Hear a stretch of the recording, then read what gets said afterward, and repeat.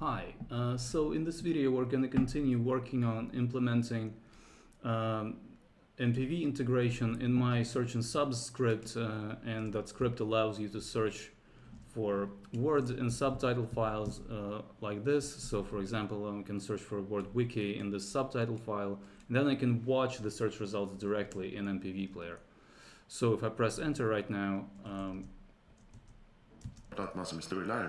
I get this EDL file generated, which contains all of the search results, and I can just watch the search results directly in mpv player. And this EDL is also split into chapters, like one search result per chapter. So we can just watch that and like watch all the search results in this way.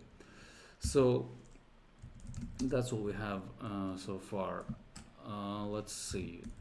So last time we implemented these two options, which allow you to save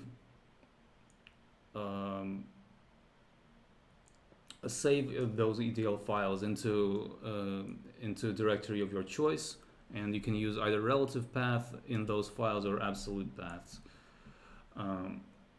So that's that. We're done implementing those. Now I just actually did a whole session, and I accidentally forgot to switch the view on my OBS, and I recorded everything like this, so without the screen capture. And it's really unfortunate because it went really well, but that's how it is, and I'll just have to show you what I did in that session again. But I guess that's fine. That's just how things are. I'm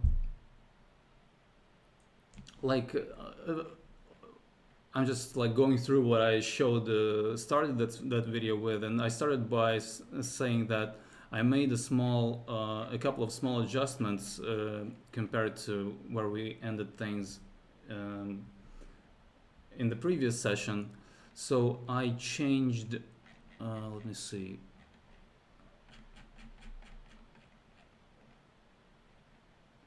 So I changed this option for this command real path to no symlinks.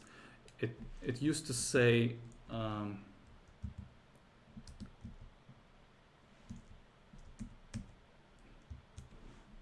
just checking if I have everything set up correctly. So yeah, it used to say strip, and these two are basically aliases. They refer to the same thing. Not basically, they are aliases. And I just thought that no symlinks looked more clear, and it's just immediately clear what it does. It just it treats symlinks as regular files, and does not resolve the path that is contained within the symlink. So that's that. That's one change that I made. Another change is I added this this error message, or rather I modified it. I just improved the phrasing here, and I put this configuration file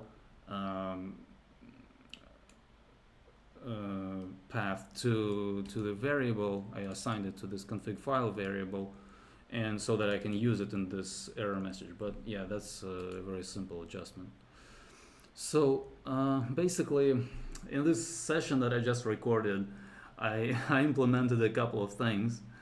The first one that I started with is the mkdir option.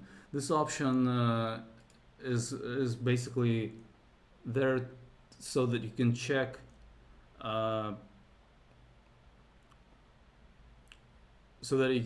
if or rather, so that the script checks if the directory that you're passing to, either EDL save files relative or EDL save files absolute, if that directory already exists, and depending on which one you have set, it will either create the directory for you or will throw an error. And so that's a pretty straightforward implementation. So let me find that. Man, it's really unfortunate that like that session did not get recorded like seriously, because yeah, I explained a lot of things there, and it went really well. But let me see. So basically, this is the entire thing that needs to be added. The option itself, like the parsing of the option and the relevant entries into these opt strings for get opt, we already did that in the previous session, so I didn't have to do anything there. And let me see. So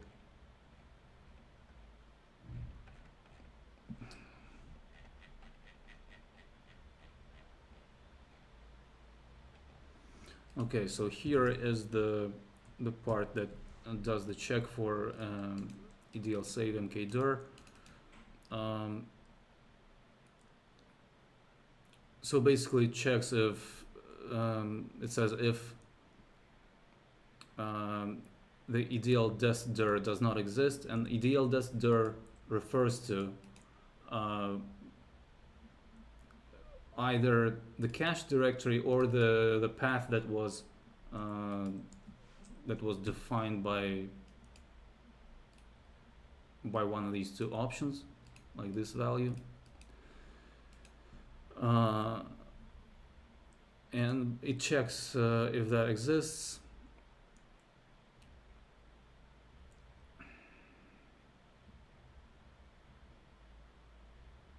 Actually, I just now realized that like this does not this is not correct, because I also need to check if one of these options is set, because for the cache directory there is a separate check, and like it gets created, like it's a different thing, because this option is only responsible for situations when you're saving the files, not for creation of temporary files. That's why it has like EDL save prefix. But this is a simple adjustment. I just need to add this here. So I'll add parentheses here so that it's clear, and like this. And I can separate it into 2 lines so that something like this, I guess.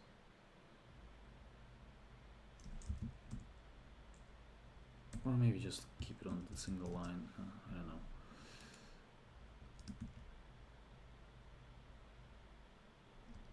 Yeah, that's fine. So yeah, we'll check if one of these options is set and EDL-dir does not exist.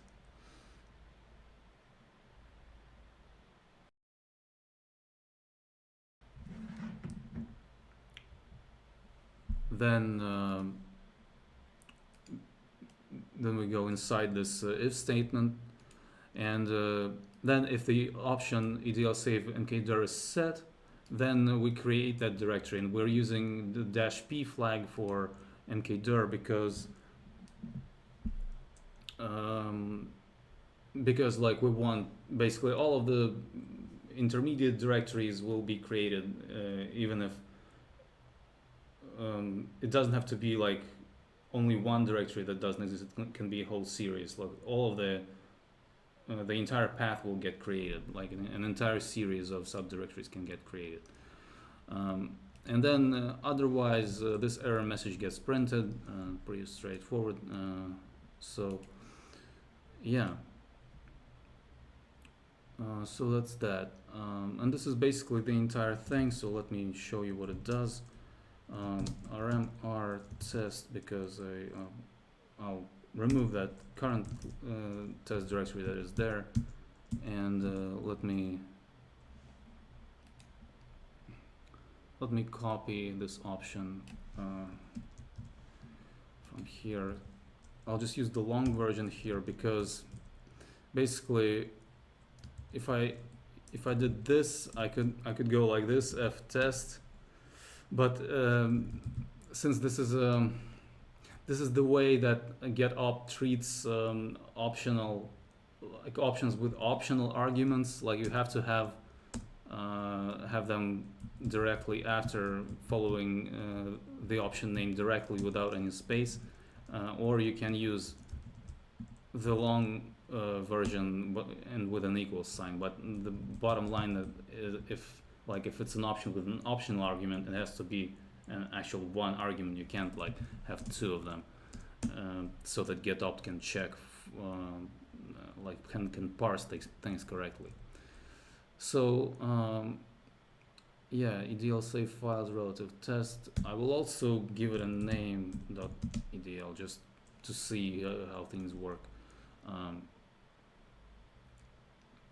So if I press enter, it did run the search, as you can see, but then printed an error message saying that edl save directory test does not exist. Make sure to pass a path to an existing directory or set this option that we're working on right now to create a directory automatically. And so we can do that. We can create it and everything runs now. So that's that. Okay, so that's the first one. Now the other thing that I did is implementing the mpv-opts option, and what that allows us to do is to pass some options to mpv player to control how, basically to customize how it pops up when search and subs does its search and then plays the search results. So this is worth explaining a little bit because essentially we're going to use an array here as to hold the value of the option. So in the config file you can simply, I already had something here like this example, you can have something like this. You can pass like option value, another option, etc. You can simply put all of the options in the array, and they will be, we can pass them directly in a very natural manner for bash as an array to the mpv command. Let me see, where is it? Here. So I'm passing it here before the chapters file. I was thinking like, should I put it before the chapters file or after? I see no reason that someone would want to overwrite the chapters file, because like things won't play correctly, the chapters won't be displayed, and like why would you want to pass like a random chapters file for a file that's just being generated? So like that doesn't make sense. So I put this opt mpv-opts array over here, and so basically all of these options, like this entire thing, will be passed here correctly, like in bash. That's or yeah, like in bash, that's a very natural thing to do. But then the question arises, well, how do we parse things on the command line? Because we can't pass an array to a command like from the command line, so we have to pass a string, just a normal sequence of characters. But then let me see, I'll go through my search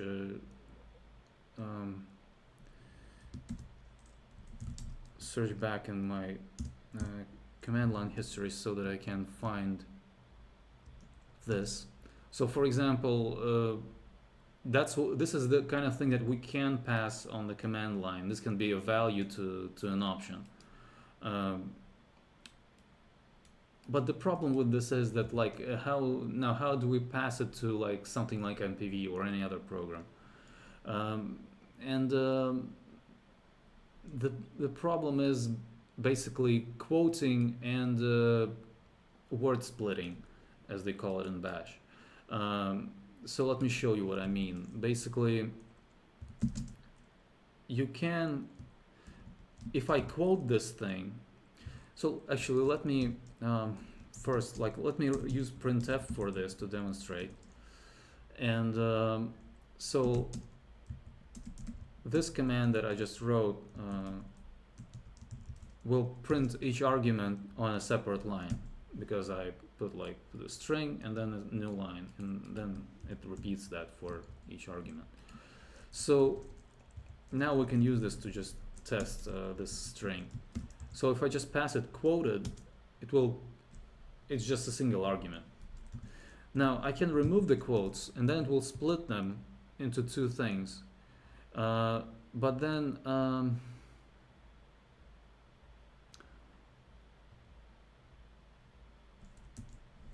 let me see. Man, my previous explanation went so well. Like, it's just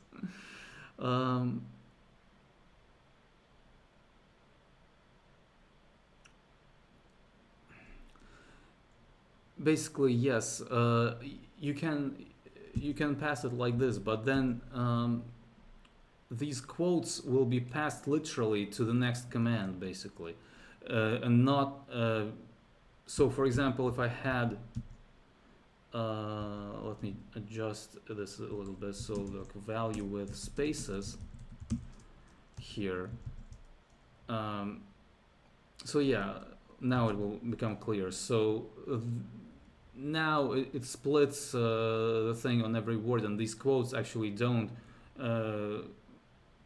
give any information to this command, or like don't give any information to Bash as to like that your intention is like you want this to be single argument, but it can't do that because you've already defined this as a string. So this quote here and this quote here to Bash, that this is just another character, so that's not a special character anymore.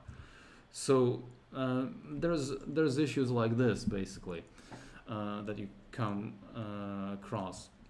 Now I researched this issue online, and here's a couple of questions on superuser.com and Stack Exchange. Like one says, get Bash to respect quotes when word splitting subshell output. So and people discuss various solutions here, and another one where someone asks how to split a string with quotes like command arguments in Bash. So that's what we're doing. And basically the bottom line of this is that you need to use xargs to do this. Like, according to what I've read, and like I tried various things, and this is kind of the only solution that is robust that I found is using xargs.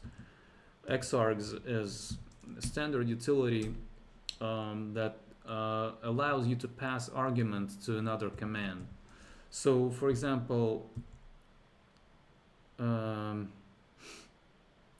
can pass a string to it, or rather, so yeah, what xargs does is it takes the input from standard.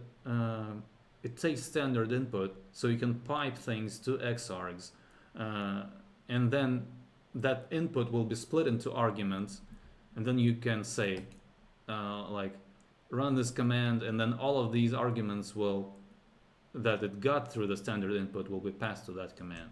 So let me demonstrate that. So we can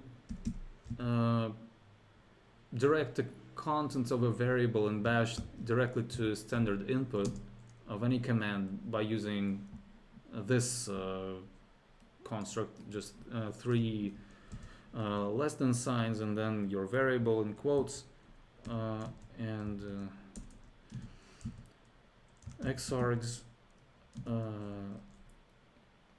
and we can use print f again, and I'll recreate that format string here. And so now you can see that the word splitting,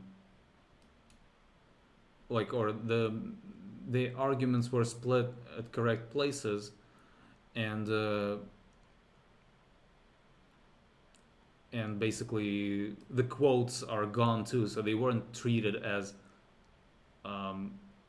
literal characters, but as special characters, so that's why they're not present here. So the quotes actually quoted this this part of the string. I can, for example, adjust this and like move the quote here, and now we'll get 3 arguments, and because this is the part that was quoted. So this is basically the solution to this problem. Now, let me see. Let me see. Yeah, I mean, this is it. You have to use xargs for this kind of thing, and so the way you parse an argument like this is the following.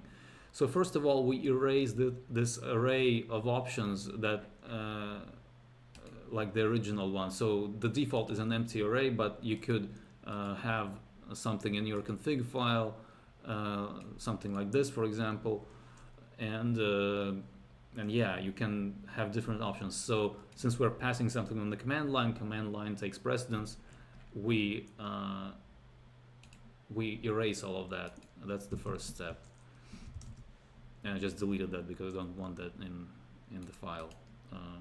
It's not relevant to what we're doing here. So you might have some options in the config file, but those get discarded at this step. And then we have a while read loop that takes the output of xargs. Now, what are we doing here? So we're doing a similar thing that I just showed you over here. So we're basically directing the contents of the second positional argument, which will be the argument that was passed to mpv-opts. So whatever the value was, like mpv-opts equals, and whatever you had there option, like that will be the argument number, positional argument number 2, and like the entire thing, you can have more stuff there. And then xargs splits that according to its algorithm. By the way, one small note, someone commented here, or like in one of these posts, that quoting in xargs is slightly different from bash quoting, so this is worth kind of reading a little bit, but essentially it's still very intuitive, and it shouldn't like cause you any problems. Just a slightly different quoting system. So yeah, but basically it gets parsed by xargs, the value of the second positional argument, and then it gets passed to the printf command, and it does essentially something very similar to this, but you can see that we have here \0 instead of \n that I used here, and \0 stands for the null byte. And the null byte is a kind of universal separator or a universal delimiter that you can use that is essentially like, you can think of it as a character that is different from any other character. So you can always use it as a separator, and it won't get mixed up with anything else. Like, for example, if I use a new line here, which I could, then that means that I couldn't pass a new line as a part of that option string. Maybe like I had some value to pass to MPV that contained the new line, but that would break the script. Basically, it wouldn't. The script would break rather if I passed that. It wouldn't get parsed correctly. It would just split the string like this at the point where the new line would be. So, but if I use the null byte, then anything can be passed as a value, and the null bytes will separate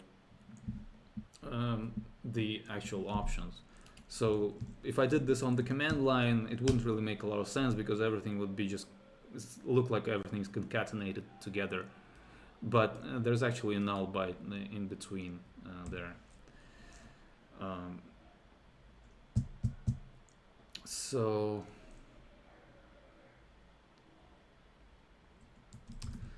that's the null byte, and then basically we get what xargs outputs is a null byte separated string of all of our options. So just like this is a new line separated string, that's it outputs a null byte separated string. It goes into this while read loop, and the read command. In the read command, you can tell it to use the null byte as a delimiter by setting the -d option to an empty string value. That's how you use the null byte in read. So that means that on every run of this loop, a new option will be parsed. Basically, will become this arg variable. And then what we do within this loop is simply adding that arg variable to the opt-mpv-opts array, and that's it, and we're done parsing. So once that has completed, it shifts to positional arguments like in the usual way as everywhere else here, and there we go. Now we have like a correctly parsed array of options that is ready to be passed to MPV. And of course that can be done for any other command that you might want to use in a script like this and want to pass options to. So that's mpv-opts. So let me demonstrate that in action. Yeah, and we don't have a short version for this option because I ran out of letters basically.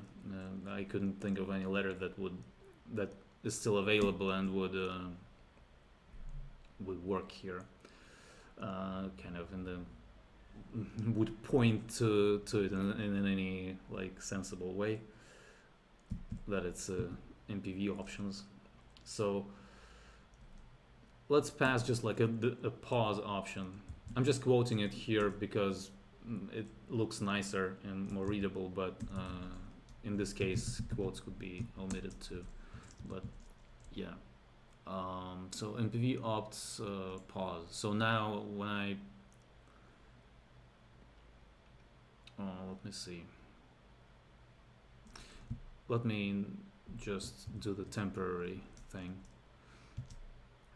and now MPV player launches but it is paused, so that works.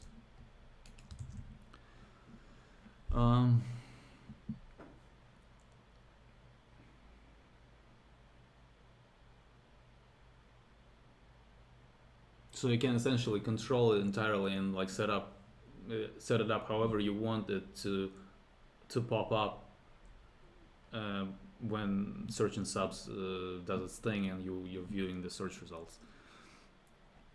So okay, so that's mpv-opts. Now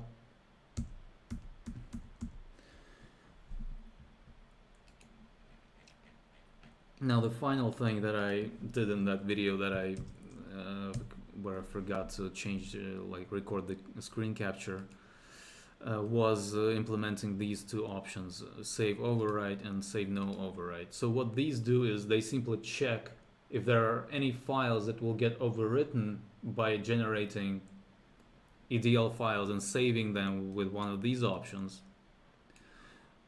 And depending on which one you have set, it will either override them or throw an error and show which files are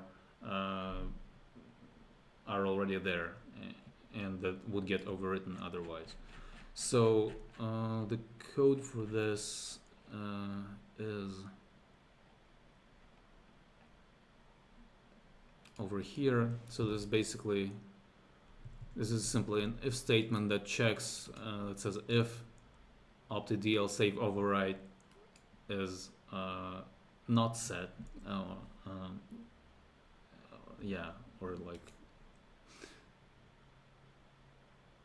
it checks if it's not set, and then inside of this if statement, what we have is a for loop that loops through all of the different files that could get overwritten. And basically all like these four, EDL main, EDL, these are basically, it's basically these files: EDL main, EDL, EDL video, EDL subtitles, EDL, and EDL chapters FF metadata. So 1, 2, 3, and 4. That's those. And there's one more which could be there or not. It's the subdirectory for when we have a structure that you have the main file in the main folder, and then in that folder we have a subdirectory, and all of the secondary files go into that subdirectory. So that's what this check does. It basically, like this variable will simply tell us if this variable is set, that it means that subdirectory is a part of this instance of generation of EDL files, and then then it will check for it as well. So yeah, that's what that does. Then inside of this for loop, it simply checks if the file exists. So I use -e like for this test, for testing whether a file exists or not. There's usually a D for directory and F for file, but you can also use E for like files in general, both files and directories, or and any kind of file. Since we have both files and directories here, that's what I used. And we add the file if that file exists. We add it to the existing files array, and then we check if the length of the existing files array is greater than 0, which means that there was at least one file that would get overwritten. Then we print this error message and exit with an exit code 1, which stands for error. So just a note on how to check the length of an array. Like if you did this without that at symbol in square brackets, that would check the length of the first element of the array. It would be equivalent to doing this, because like whenever you, oops, what is that?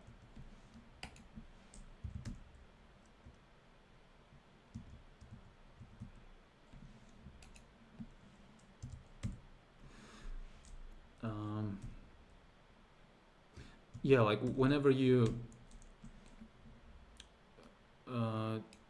check for like refer to a variable, but that's actually an array, if you don't specify any index, it will treat it as index 0, so the first element in the array.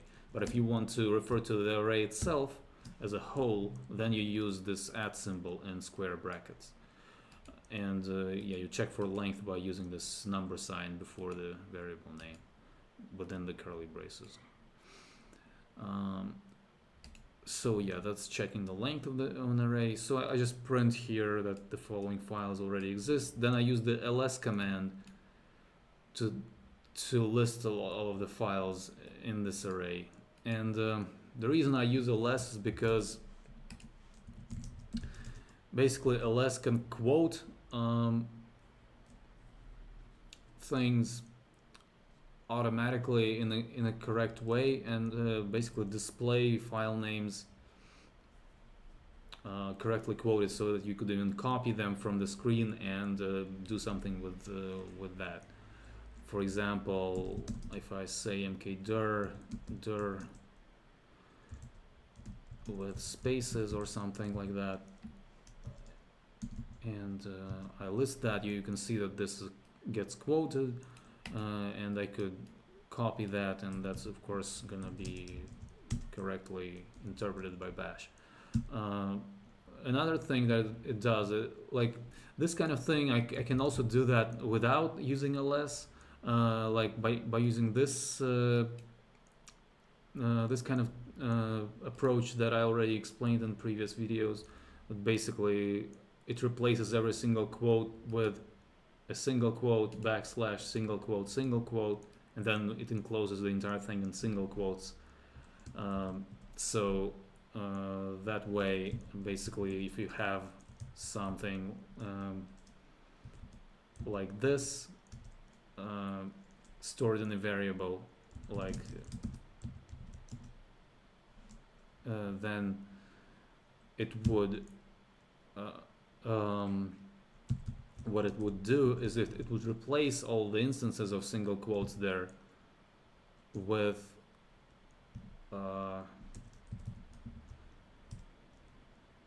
let me just copy that from here.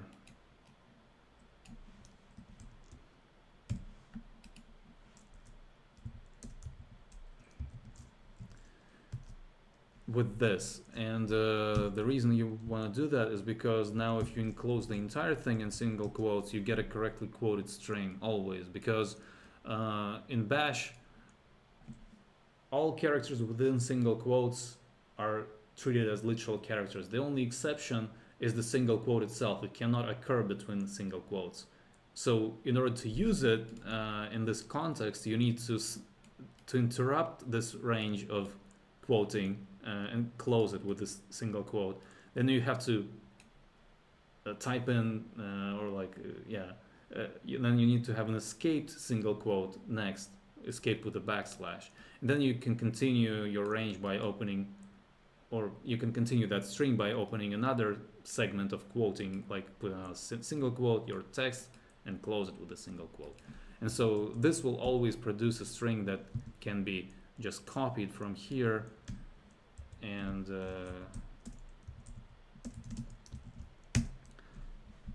you get the correct it gets interpreted correctly by bash. Now what ls can also do is it can print anything on a single line, even if there's unusual characters in the file name. For example, I can rename that directory to something that contains a new line, for example, in the file name, which is unusual, but it's possible, and it's a valid file name. So for example, here we have a directory with a new line in its name, but it's still correctly quoted, and so I can even copy it and again pass it to some bash command, and it gets correctly interpreted. So yeah, as you can see, there's a new line there. Oh, that's a directory. Yeah. So that's the reason why I use the less here, so that I just have a nicely quoted list of files that that's always quoted correctly. And so ls1 simply prints everything in a single column, and lsd does, let me see, I had like a thing there. So these are, oh, I already, yeah. I just had this example, but I already overwrote that, so let me regenerate that. Also, like, I will regenerate it right now, but there's a bug that I that I found out about while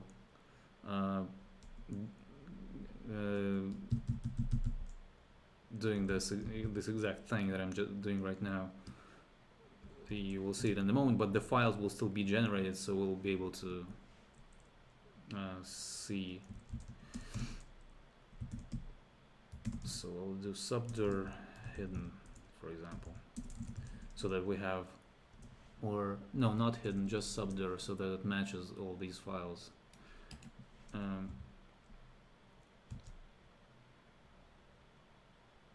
Wait, what? How did I end up with that?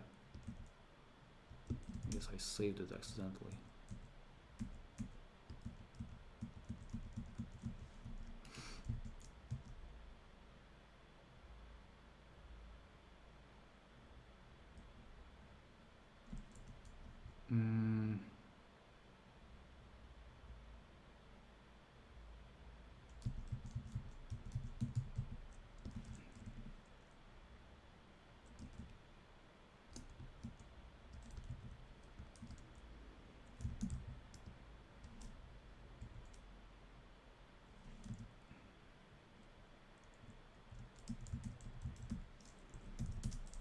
Let's check. So, okay, so this should do it.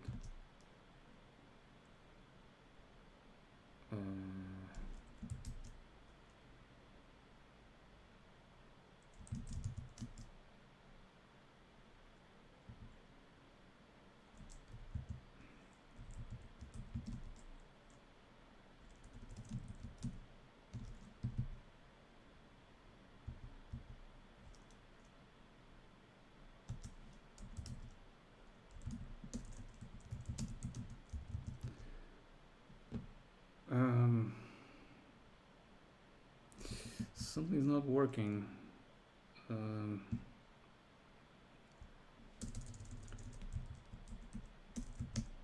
Yeah, like that was the bug that I was gonna get to once I was done with with this. So yeah, like, okay, overwrite that. Okay, so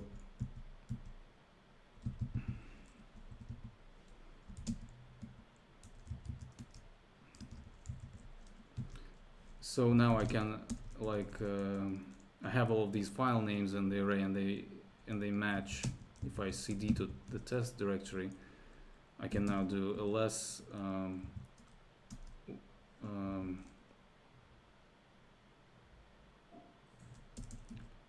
basically, if I list all of those files, this is simply what you would get. This is kind of simulating this existing files array. So let's say all of these files would get overwritten. So this output is not what we want, because it also lists directories as separate things. So I need to pass -d to prevent that, and now everything's still in columns, and then I do 1d and everything is in a single column, and that's why that works. It also colorizes things here, but the reason for that is because I have a ls set to an alias. This I think is the default setting in Debian. Yeah, it comes with it. So like the ls either comes with it, or you can like uncomment it in bash rc or something like that. But this just enables colorization. But within the script, that's not gonna happen.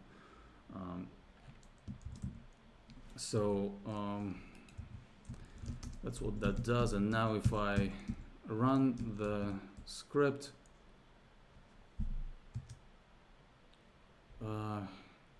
I'm in the wrong directory.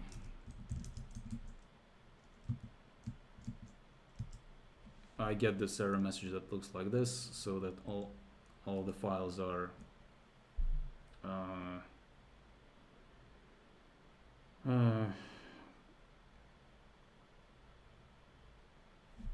are there, and like at least all of the files that would get overwritten, and it suggests that if you want to overwrite, use -y. So if we do that, it regenerates the entire thing, or like it overwrites those files, whatever they might be. So that's the save overwrite option. Now, like I just noticed something that let me see, looked like a behavior that was not intended. So cache search and subs ETL. Okay, so let me.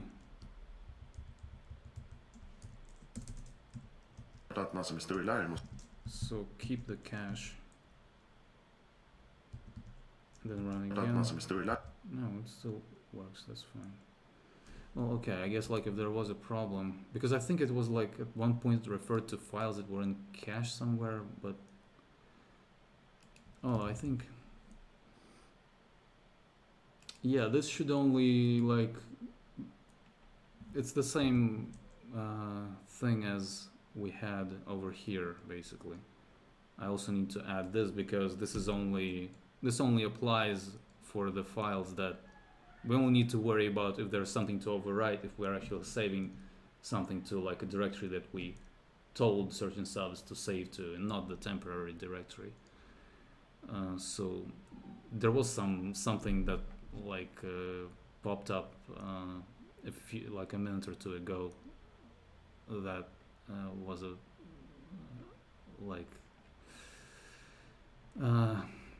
that happened because I don't have this particular thing specified here, so let me do that.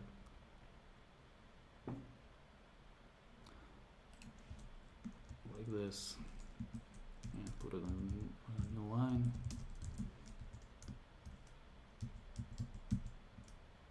So there.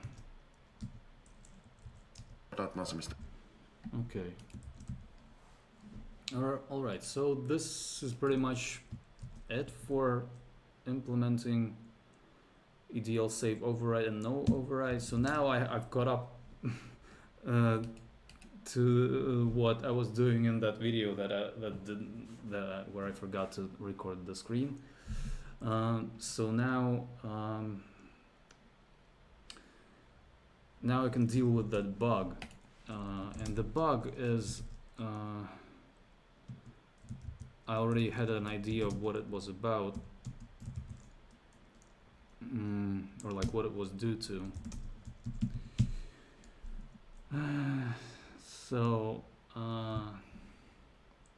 it happened when I generated the relative files in a subdir configuration, I think.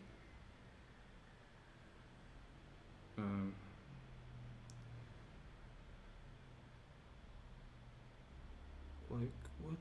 This doesn't make sense. Why? Okay, this is something different, but I'll just remove that, right? Test. But it's still okay. This is strange, but let's see why is that? Why that is happening?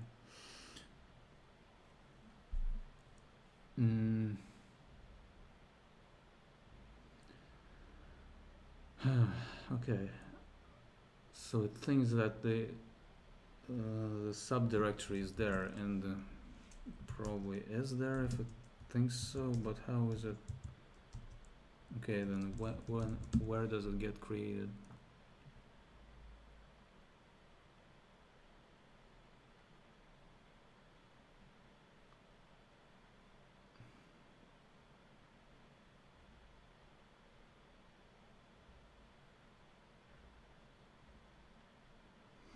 Okay, it gets created over here.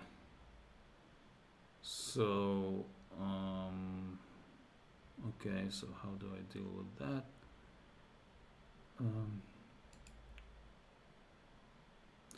Yeah, okay.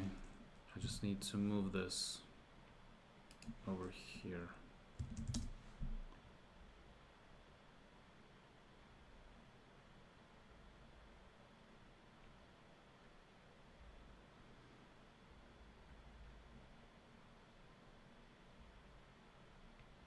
yeah, this is essentially part of the generation process already. So that begins with creating a subdirectory if necessary, and then it generates all of the other files. Man, okay. RMR test.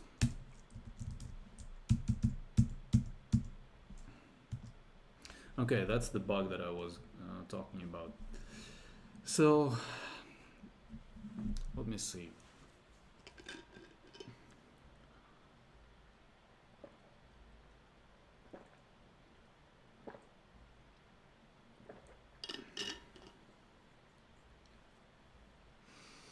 That is basically because we have a subdirectory there, but this path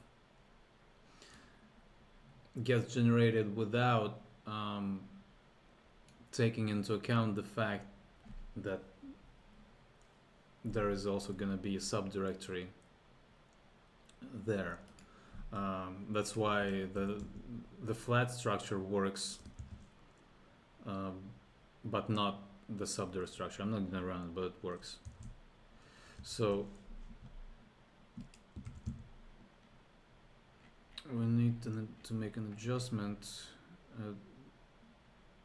somewhere over here.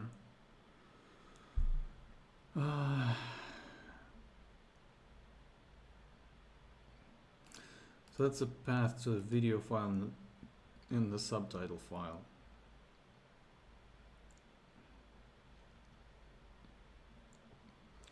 It's relative to EDL path, but it shouldn't be relative to just EDL path. It should be relative to EDL path and the subdirectory, if that is a thing in the particular structure that has been requested.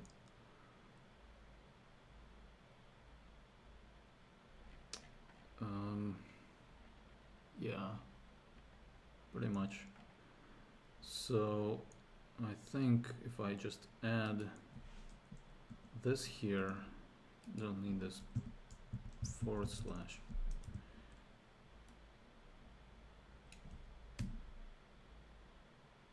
Although, yeah, do need a slash between the two though.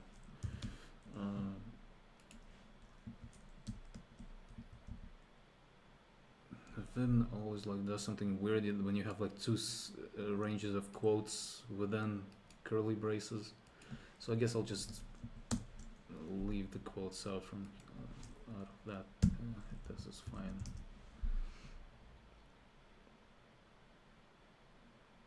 So let me see. The video file and the subtitle file paths will go into the subdirectory if, like always, if there is it's a structure with a subdirectory. So, but if not, then this just won't get added, and it will work as before. So let's see.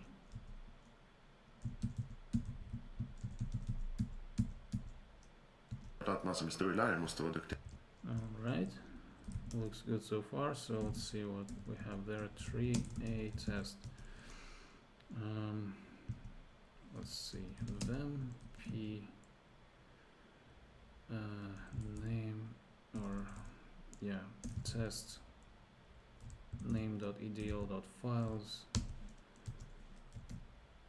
and we have, oh wait a second, this is absolute paths, so I guess, yeah, it says absolute.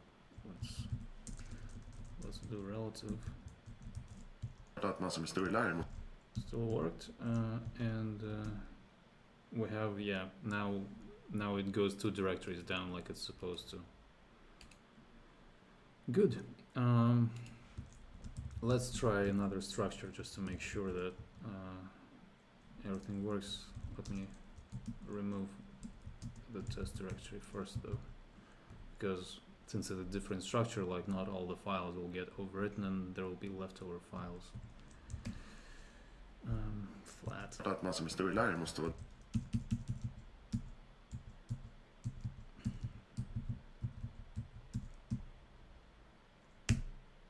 Okay, this is really good. Everything worked. Okay, so yeah, one thing that I wanted to add. So we're done with the bug, but I just wanted to go back to the mpv-opts option for a second, just to show like one particular use case that is nice, like at least during development of the script. That's, for example, I can prevent the player from popping up, but still let it run, and that way I don't have to like go into the script and you know, comment out the line where the mpv player launches, like this line, mess with it or anything like that. I can just pass dash dash frames equals 0, and for testing it will do the thing. It's just that's just like files already exist, I can overwrite them. But yeah, the player launches, but it exits immediately because I told it to just play 0 frames basically. That's kind of a way to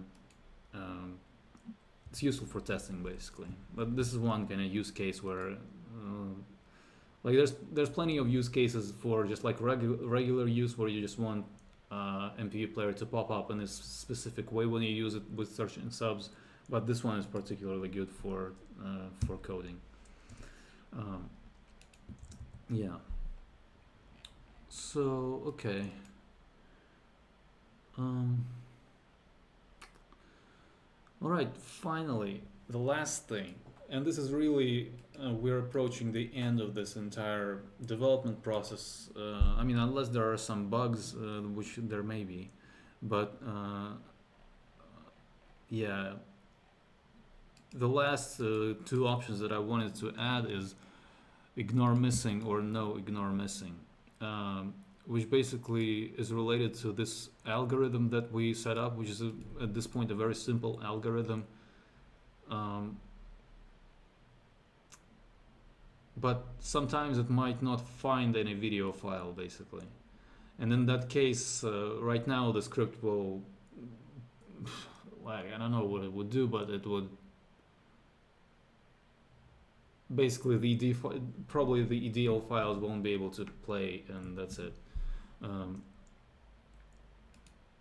But we can kind of prevent that from happening by creating an option to ignore the, like, not add to the EDL the files that are that couldn't be found basically. That there was a subtitle, but there was no media file that could be found. So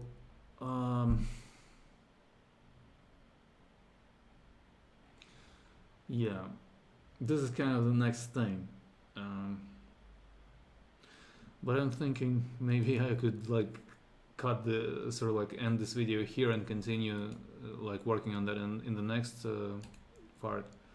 Yeah, because I think it's a good time to end this video so that it's not too long, and I think we've covered quite a lot of things here.